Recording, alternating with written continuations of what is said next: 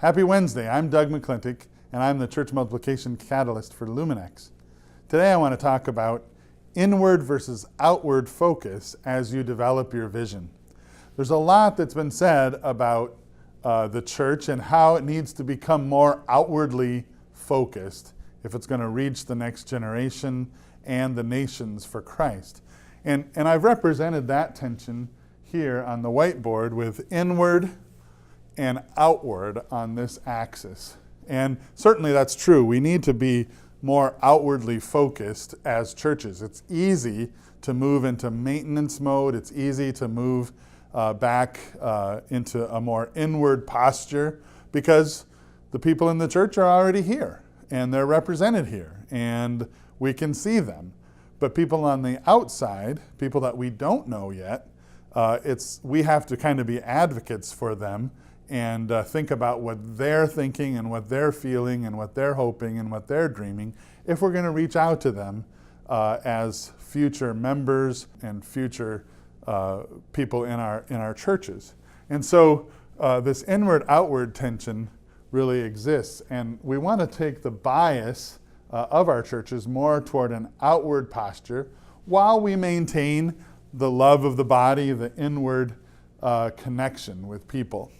When we're casting vision, we often talk about, now we've become an outwardly focused church. We used to be an inwardly focused church, and we're an outwardly focused church. And then I often come across pastors and church planners who say, yeah, but still that's not propelling us forward. That's not moving our church forward. And I begin to think and talk with them about their future vision. I say to them, what are your plans? What is your vision for the next 5 years, the next 3 years, the next year ahead? And often their vision is no further along than 7 days from now. I'm kind of convinced that every church has a 7-day vision by default, that we're just getting ready for the next Sunday. And sometimes if we have a holiday coming up, we're getting ready for Easter or we're getting ready for Christmas. But often we don't think much beyond that. And so that future orientation, right, has to be added to this outward orientation if we're going to be effective in mission.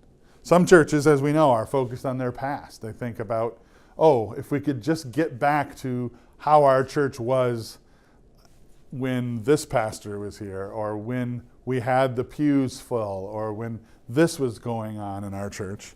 But we have to have a future orientation, one that looks beyond the horizon a little bit and begins to see 5 to 7 to 10 years into the future, and also is able to make intermediate plans like 3 years and 1 year plans.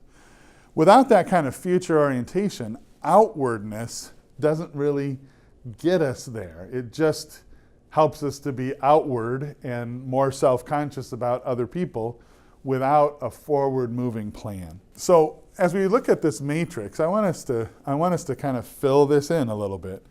I would say that if we are able to be outwardly focused and future focused, that's where we're heading.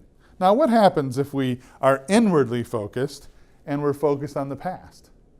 Then we kind of look at the heyday of our church. We look back to the past, we look to a golden age, a time in which our church was vibrant and vital, and we try to use our efforts, we try to do our planning to get back to that heyday. This often is frustrating, and it just simply doesn't work. Next year will be 2019, right? It will not be 19 anything, right? And we need to get that clear in our minds that going back to the heyday is not where we want to go. If we're outwardly focused, if we're able to get people to think outwardly, and we're still focused on the past, we often use methods to reach people that are no longer relevant or contextual for our day and age. We focus on outdated methods. And so this can really lead us into a kind of trap where we're outwardly focused, but we're using methods that are no longer relevant to the people who are out there, because we're focusing on what worked in the past rather than what might work in the future. And then, what if we kind of remain inwardly focused and we are able to have a future orientation? We do a planning process. We go through a visionizing process. Oftentimes, this leads to the one-page vision statement. And this one-page vision statement tells about all the things we're going to do in the future, but they tend to be oriented toward the inward look of our church. Our church is going to be this size, it's going to have these many people, we're going to have these buildings, we're going to do these kinds of things. And do you see how subtly it looks like it's outwardly focused? It is future oriented, but it pulls us into a trap of a vision that people are not engaged in and that doesn't lead us more outwardly. So a future that is outward is a future that focuses on people. A future that is appropriately developed into the near future, 5 to 7 years out, helps us to do three things. It helps us to multiply disciples. And so our plans, our future plans, don't become about what we have, what our resources are. They become about what are we going to do to make future disciples. It also helps us to mobilize leaders.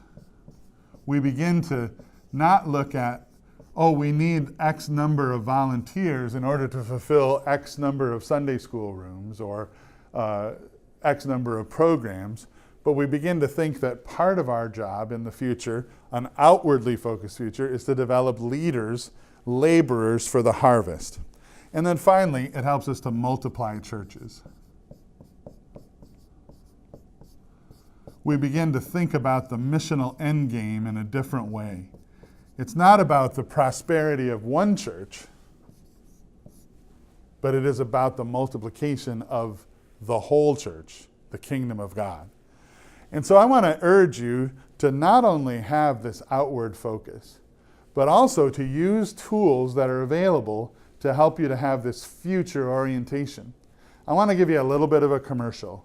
Here at Luminex, we're able to help you with your visionizing process using the vision frame from Church Unique and using the Vision Horizon storyline from God Dreams.